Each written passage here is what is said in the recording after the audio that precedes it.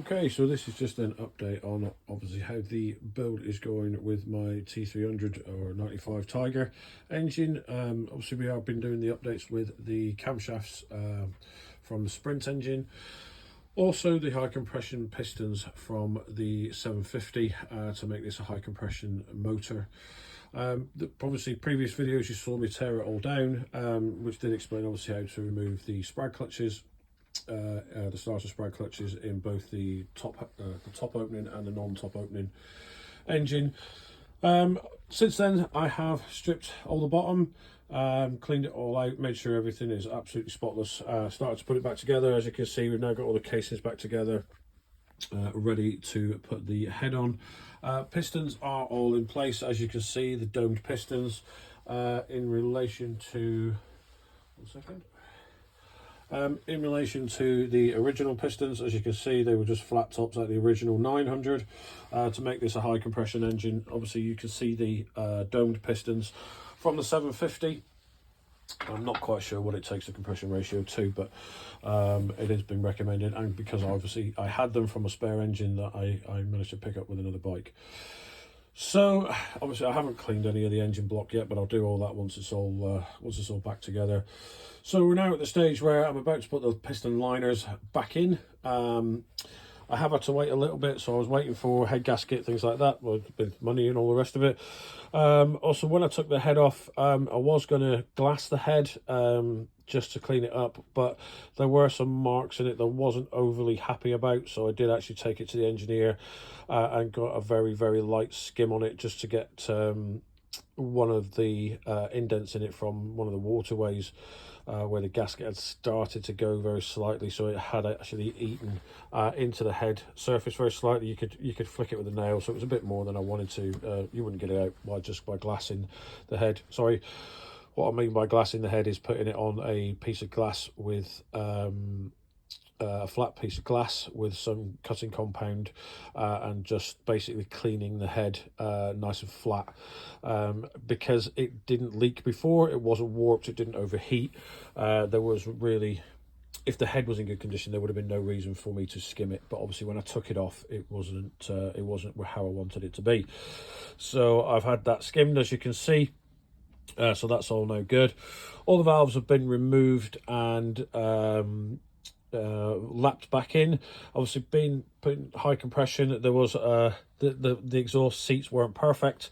Inlet seats weren't too bad, but I have relapped all the valves into place now, checked all the springs, reseated them all, so that's all good for when I do eventually run it up. One thing I also did, you don't have to do yourself, is I did take some of the I did smooth bore some of the inlets just to make it flow a little bit better. Not in any way porting the head in any way, it's literally just smooth boring the inlets just to make them a bit flow a little bit better. Also, they put it through the wash for me as well, so as you can see, it's now nice and clean, ready to go back on. I have everything in place, waiting to go back on. Oh, it shouldn't be there, it needs to be there. So we will get on with this. It's not something I can video quite easily, because it is a process. When you put the liners in, you do have to put the head on and bolt it down to keep the liners in place, so it's not a very easy one to video, unfortunately, but I'll try my best to see what we can do. Just before I do go ahead and put the liners back in and the head on, there is one thing to note. Obviously, if you are doing this, is to ensure that you do clock the piston rings, the gap on the piston rings, obviously where they are supposed to go. So obviously this is for the best for the compression and oil sweep, the oil sweeper rings as well. I did do this before I put them in, but I am going to check before I put the liners on. It does explain in the book where they all go, as you can see, but make sure you do that just for the best sealing of the piston rings. I did check the piston rings when I had them off. Notice that they are very fractionally on the very outside end of their spec. Obviously seating the piston rings inside the bore, making sure they're flat and checking the end gap. Now the M gap in the manual, it does give you a spec, but then it also says further on in the manual that anything up to 1mm gap on the piston rings is acceptable. I have spoken to a couple of other people that have built these engines in the past, are quite familiar with these engines, and they've said, yeah, just at the end of the spec, I think is 0.4 and 0.5mm, something like that, 0.56. Is well within tolerance. So I was going to replace the piston rings. I had ordered them, but nobody I could find had them in stock until late January. Obviously I want to get it back together before that. So I've gone with the original piston rings. I've used my piston rings from My Pistons. Again, I've checked them all. They're all in good condition. They are all fitted correctly. Like I say, I'm just going to clock the rings now before I put the head on. And hopefully I'll get back to you fairly soon with the head all on and the first stage of torque. The reason I'm only going to do the first stage of torque is when you seal the liners, the piston liners. As you can see, there is a silica seal that runs around there. It's just a blue Hylamar. When you seal that in, you have to keep them pressed in and keep pressure on them. So what I've been told to do, I've been recommended to do, is to put them in, get them all in, get them seated, then get the head on and do the first stage of the torque for the cylinder head, so it then keeps all the piston liners held down while they set sort of overnight or within 24 hours. Once I've done that, it will keep all the piston liners flat with the head. Once I've done that, tomorrow I will probably do the final stage of the torque, but with the engine being out, I will have to grab somebody to give me a hand to hold the engine, because I believe the last stage is like 90 degrees on the head bolts, but I will double check that. Yeah, just a quick one. As you can see, all the liners are now sealed, are all in place.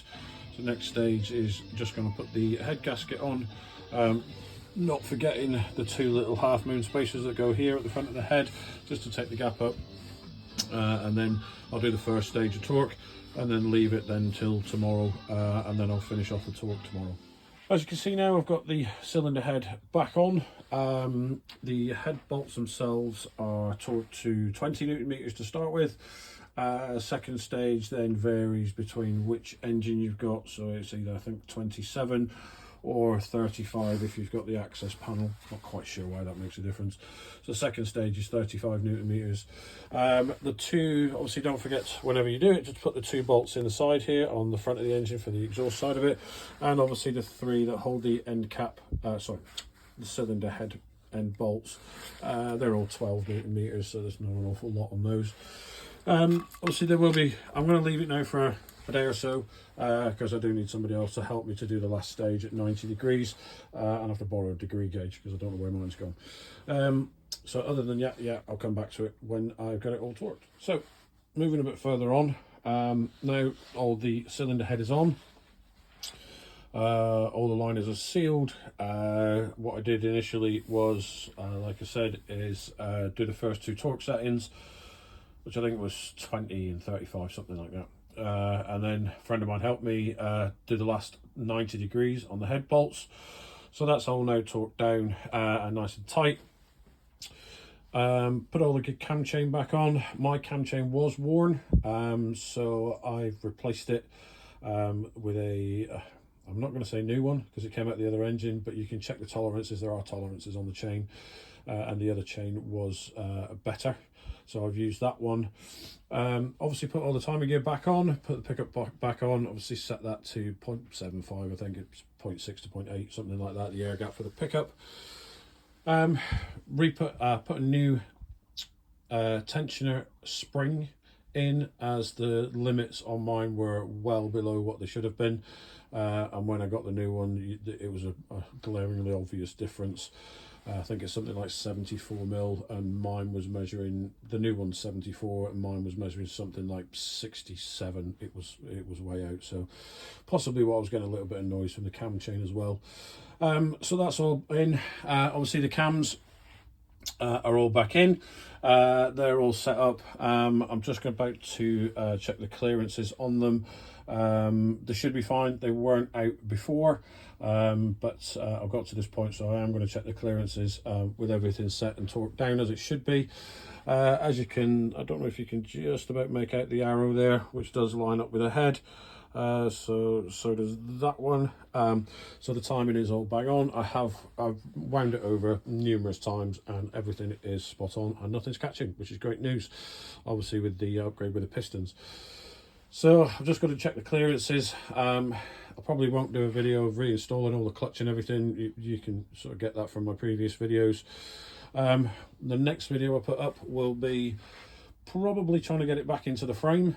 If not, it will be I'll do a carburetor video of obviously refitting the carbs, because obviously I think some people do struggle with getting the carbs back on, but I'll do a video of how I do it, and then obviously a first test fire, hopefully over the weekend sometime. All right, thanks very much for watching. Cheers.